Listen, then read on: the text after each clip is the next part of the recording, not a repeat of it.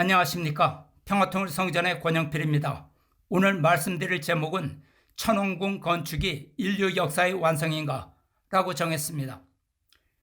참 아버님께서 성화하신 지 10년이 지났습니다.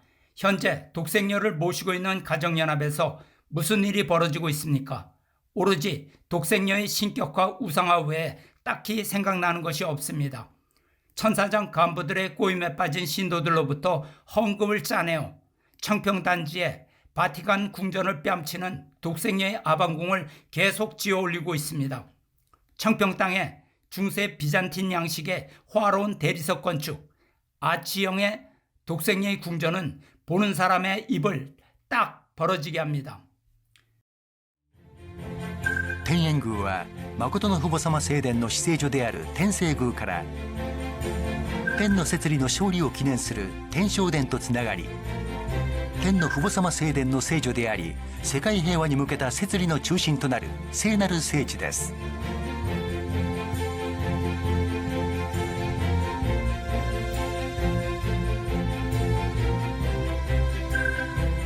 天苑宮は30メートルの高さのオベリスクがそびえ立つエントランスタワーをはじめとして、回廊で囲まれた楕円形のアーケードと芝生の広場を過ぎると、5つの巨大なドームで飾られた本館が見えてきます。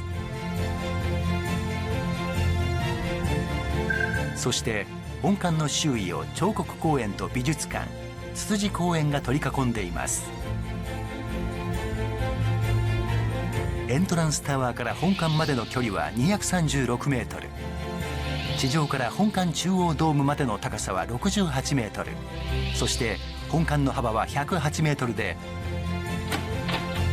韓国の石造建築を代表すると言っても遜色のない世界的規模の正統クラシック石造建築物となることでしょう。 가정연합 신도 여러분은 천원궁의 모습을 보면 자랑스럽습니까? 일본 형제들이 집 팔고 빚지고 신용 불량자가 되어 밑바닥 인생이 되어도 자랑스럽습니까? 독생녀는 복귀 섭리의 완성과 인류 역사의 완성이 천원궁을 짓는 것이라고 했습니다. 아니, 대리석으로 큰 궁전을 짓는 것이 인류 구원 섭리의 완성과 무슨 관계가 있습니까? 가정연합에서는 천원궁은 하늘 부모님이 완전히 임재하는 실제적 본 성전이며 천일국의 주권이 열리는 중앙청이라고 말했습니다.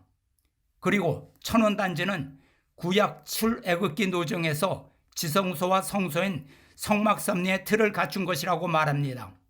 즉 하늘 부모님이란 존재가 천원궁 안에 들어와서 산다는 얘기죠. 그래서 하늘 섭리의 완성과 인류 역사의 완성이 화려한 중세식 대형 건물을 짓는 것이라고 하네요. 그곳이 하나님이 거하시는 성막이 된다는 이야기죠. 이것은 이스라엘 민족이 출애굽을 한 뒤 광야에서 성소와 지성소를 지어 하나님을 모셨던 구약시대, 종이시대로 되돌아가겠다는 것이 아닌가요? 이러다가 앞으로 번제도 드려야 한다고 하지 않을까 걱정됩니다. 독생녀가 원리 공부를 하지 않았다고 자랑스럽게 말하더니 진짜 그런 것 같습니다. 구약, 신약, 성약에 대한 이해가 없는 것 같습니다. 예수님이 하나님의 성전입니다. 인간 모두가 하나님의 성전이라고 말씀하셨습니다. 성경에 너희가 하나님의 성전인 것과 하나님의 성령이 너희 안에 거하는 것을 알지 못하느냐 라고 깨우침을 주셨습니다. 성약시대를 여신 참 아버님 역시 하나님의 실체로 오셨습니다. 그런데 독생녀 교회에서는 다시 구약시대로 돌아가자는 것입니까?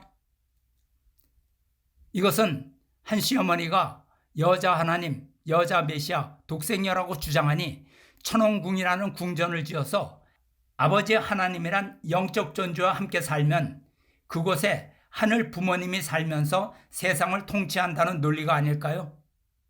그렇다면 독생녀 신도들은 구약시대의 노예와 같은 삶을 살고 있다고 볼 수 있죠. 메시아는 하나님의 실체로 오셨습니다. 원래 축복가정이란 메시아를 통해 원죄를 벗고 하나님을 심정 속에 모시고 사는 시시대의 성약인입니다. 섭리의 완성은 메시아를 모시고 하나님 중심한 세계를 실체적으로 이루어 나아가는 것이지 초호화 건축물을 짓는 것으로 섭리가 완성된다고 믿고 있으니 참 답답한 이 사람들을 어떻게 설득해야 하나요? 아무리 생각해도 원리는 갖다 버리고 하늘 부모님이라는 우상 숭배에 빠진 것으로 생각됩니다. 천원궁은 2023년 5월 완공될 예정입니다. 그래서 전 세계 신도들에게 건축비 명목으로 100만 원 1구자 이상씩 특별 헌금을 요구했다고 합니다. 야마가미 사건으로 일본 가정연합의 고액 헌금 강요가 사회 문제가 되었습니다. 종교법인이 취소될 위기에 처했습니다. 이제 일본에서 들어오는 헌금은 말랐지만 독생녀는 천원궁 건설을 끝까지 밀어붙일 모양입니다. 천원궁은 무슨 일이 있더라도 완공하겠다고 합니다. 그렇다면 한국 가정연합 신도들이 헌금을 모두 담당하면 되겠네요. 독생녀를 완성된 참 어머니 하나님, 여자 메시아로 잘 모시고 있잖아요. 일본 신도들이 해왔던 것처럼 집 팔고 대출도 받고 펀드레이징을 해서 헌금하면 되겠네요. 그래야 독생녀와 집권 천사장 세력들이 아름다운 궁전에서 잘 살 수 있겠죠. 모두들 독생녀를 통해 구원도 받고 복도 받을 거라 생각하시니 힘들어도 감당하시리라 생각합니다. 일본 통일교 신도들의 헌금 일부가 경기도 가평군 일대에 조성 중인 한학자 총재 신격화 시설 건축 사업비로 쓰이고 있다는 의혹이 제기됐습니다. 익명의 제보자에 따르면 일본 통일교 신도들이 낸 조상 회원 헌금이 청평의 통일교 타운 개발 비용으로 유입됐다고 폭로했습니다. 통일교는 지상천국을 만든다는 계획 아래 지난 2017년부터 가평군 설악면 일대를 중심으로 대규모 개발 사업을 벌이고 있습니다. CBS가 이곳에 조성되고 있는 한학자 총재 신격화 시설 사업 계획서를 입수했습니다. 지난 2020년 3월에 작성된 이 보고서는 870억 원의 사업비를 들여 오는 2023년 완공을 목표로 참 어머니 독생녀 일대기 돔영성관 조성 사업을 진행한다고 돼 있습니다. 한학자 독생녀 일대기 영상관을 만들고 있군요. 그런데 이것이 완공되려면 870억 원이 필요하답니다. 독생녀가 신도를 빚쟁이로 몰아놓고서는 자기 신격화 선전을 위해서 영상관을 만든다고요? 한국 일본 신도 초청해서 돔 영상관 한번 구경시켜주고 약정헌금 받으려고 하나요? 여기에 돈 갖다 바치고 싶은 인간은 갖다 바치세요. 모두 바친 후에 우상 숭배자로 하나님의 심판을 받을 겁니다. 마른 걸레를 비틀어 물을 짜내듯이 거둔 헌금으로 지어올린 대리석 궁전은 하나님의 궁전이 아닙니다. 신도들의 눈물과 피로 쌓아올린 사탄의 궁전이죠. 야마가미 사건으로 일본 사회에서 가정연합에 대한 비난 여론이 들끓자 일본 협회장이 기자회견을 했습니다. 그는 당당하게 말했습니다. 헌금이 어디에 쓰이는가? 공산주의 국가에 선교사가 파송되어 있고 순교한 사람도 있는데 선교사의 활동비로 쓰이고 있다. 아니죠. 지금 어느 시대 얘기를 하고 있습니까? 1970년에서 80년대 공산주의 국가에서 선교하다가 감옥에 가고 순교한 선교사가 있었습니다. 1973년 체코슬로바키아에서 순교한 독일의 마리 지브나와 1980년 탄자니아에서 순교한 일본의 사사모토 마사케 선교사가 있었습니다. 그런데 어떻게 2020년대 거둔 헌금이 4, 50년 전에 선교사 활동비로 쓰였다고 하니 이것을 믿으라는 겁니까? 대부분의 헌금은 독생녀의 궁전을 올리고 한국협회 지원에 들어가는 것을 모르는 사람들이 있나요? 기자회견을 보니 야마가미 사건에도 불구하고 그 착취 구조가 개선되기는 어려운 것이 아닌가 우려됩니다. 혹시 가정연합에서는 사건이 잠잠해지기를 기다렸다가 다시 헌금을 뽑을 생각을 하는 것은 아닌지요? 만약 이후에도 착취 구조가 계속된다면 그것은 가정연합의 문제가 아닙니다. 일본 사회의 자정 능력에 문제가 있는 것입니다. 요즘 인터넷에 일본 2세들의 한맺힌 절규가 매일 쏟아져 나오고 있습니다. 가정연합 간부들이 최소한의 양심을 가지고 있다면 젊은이들의 비명을 외면하면 안 되죠. 신도들이 헌금 섭리에 동원되어 가족을 돌보지 않음으로써 많은 가정이 파탄되었습니다. 늙은 독생녀와 탐욕스러운 천사장의 욕심을 채우기 위해서 많은 가정이 희생되었습니다. 부모 자식 간의 관계가 단절되고 자녀들이 인생의 꿈을 접고 가정이 해체되고 있습니다. 자녀들이 부모를 원망하며 가정을 뛰쳐나가는 사태가 되어도 신도들은 죽을 힘을 다해 헌금을 했죠.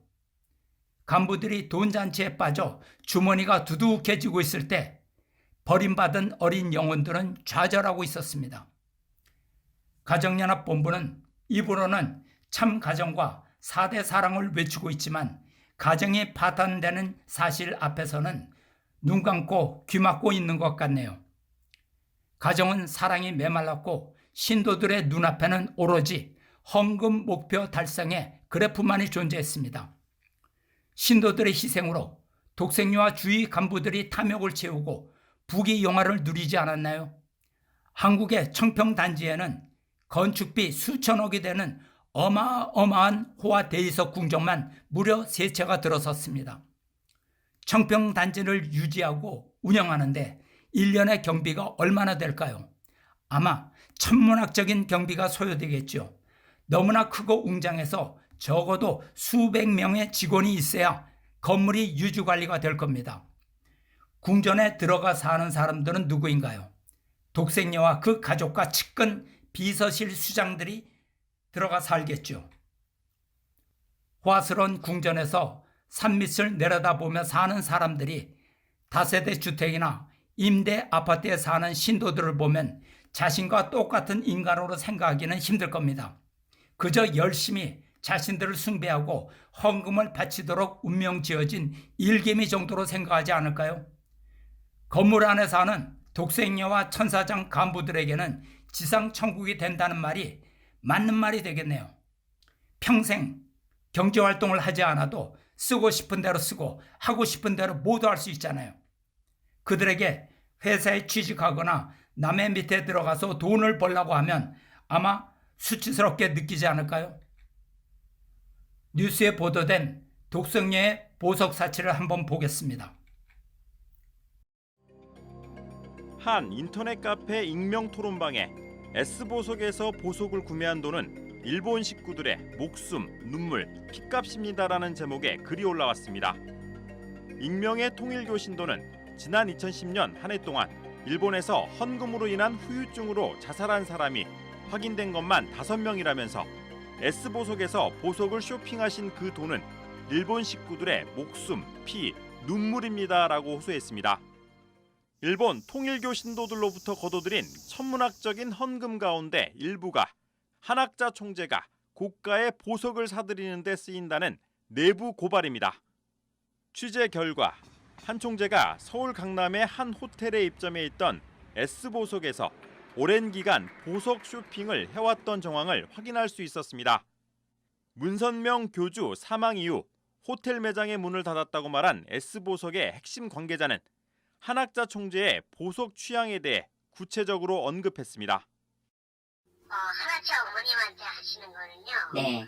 조그만 사이즈로 들어가면 안 돼요. 귀가 안 뚫을 형으로 해야 되기 때문에 네. 너무 크면은 무거워서 네. 또 이제 문제가 있어요. S보석 관계자는 호텔 매장은 폐점했지만 은행 사금고에 보석을 보관해두고 한 총재에게 판매한다는 말도 덧붙였습니다. 일반적이지 않은 거래 형태입니다. 월요일 날은 보여드릴 수가 있거든요. 물건이 저 은행에다 다 갖다 놨어요. 지하 은행이에요. 이제 어머니는 그렇게 몇백짜리 귀걸이를 해드리기에는 안 어울리세요. 그래도 귀걸이가 하면 2,000서부터는 들어가야 모양이에요. 신도들의 헌금이 교주 한학자 총재의 고가 보석 구매에 쓰였다는 의혹이 통일교 신도들의 가슴을 치고 있습니다. CBS 뉴스 송졸입니다. 신도들의 피 같은 헌금으로 보석을 사서 사치스러운 생활을 했네요. 2010년에 한 해 최소 5명의 일본 신도가 헌금으로 인해 자살한 사건이 있었다고 합니다. 끔찍하죠. 자신의 보석 쇼핑의 이면에 자살하는 신도들이 있었다는 사실이 알려졌으면 부끄러운 줄 알고 회개하고 사죄한 후 헌금을 중단시키고 환불해야 하지 않았나요? 그러나 그 사건 이후로도 과중한 헌금 섭리를 계속한 것을 보면 그것은 종교 활동을 넘어선 것입니다. 사실 이런 행동은 조직폭력배의 범죄보다도 훨씬 더 악합니다. 조직폭력배는 시민을 협박하여 주머니 속의 금품을 빼앗습니다. 그러나 독생녀 집단은 하나님의 섭리를 가장하고 조상을 빙자하여 지속적으로 착취를 합니다. 신도들에게 고가의 물건을 구매하도록 강요하거나 집을 담보로 은행 대출을 받도록 하여 착취합니다. 아니면 갚을 수도 없는 카드 빚을 얻게 하여 신용 불량자로 전락하는 신도들도 있다고 합니다. 그런데 그 헌금이 하나님의 섭리와 인류 복주와 평화세계의 구현에 사용되었나요? 아니죠. 대부분 독생녀와 천사장 간부들이 아름다운 궁전에 살고 호화호식하기 위해서입니다. 그런데 하나님이 신도들의 고요를 짜내어 호화롭게 지어진 아방궁에 살고 싶어 하실까요? 하나님이 저 바티칸과 같은 궁전에서 독생녀와 천사장 간부들과 함께 살고 싶어 하실까요? 아닙니다. 하나님은 이미 청평단지를 떠나셨습니다. 하나님은 깨끗하고 의로운 자들과 함께 계십니다. 여기까지입니다. 감사합니다.